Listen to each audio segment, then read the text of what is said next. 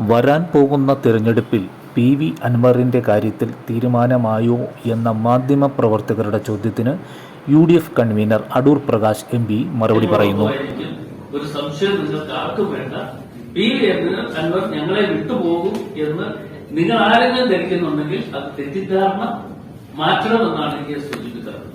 ആരൊക്കെ മുന്നണിയിൽ വരണം, ഏതൊക്കെ ആളുകൾ വന്ന് ഈ മുന്നണി യു.ഡി.എഫിനെ ശക്തിപ്പെടുത്തുവാൻ ഏത് തരത്തിലും ആരൊക്കെ വന്നാലും അവരെ ഞങ്ങൾ സ്വീകരിക്കും. അത് മറ്റൊരു കാര്യം. അതൊക്കെ ഞങ്ങൾ കൂട്ടായി ചർച്ച ചെയ്തതിന്റെ അടിസ്ഥാനത്തിൽ മാത്രമേ അതിനുള്ള നടപടികൾ ഉണ്ടാകൂ. യു.ഡി.എഫിനെ ശക്തിപ്പെടുത്തുവാൻ ആരൊക്കെ മുന്നണിയിൽ വന്നാലും അവരെ സ്വീകരിക്കുന്നത് കെ.പി.സി.സിയും പ്രതിപക്ഷ നേതാവും കൂട്ടായി ആലോചിച്ച് തീരുമാനിക്കുമെന്നും അടൂർ പ്രകാശ് എം.പി. കെ.പി.സി.സി ഓഫീസിൽ നടന്ന വാർത്താ സമ്മേളനത്തിൽ തറപ്പിച്ചു പറഞ്ഞു.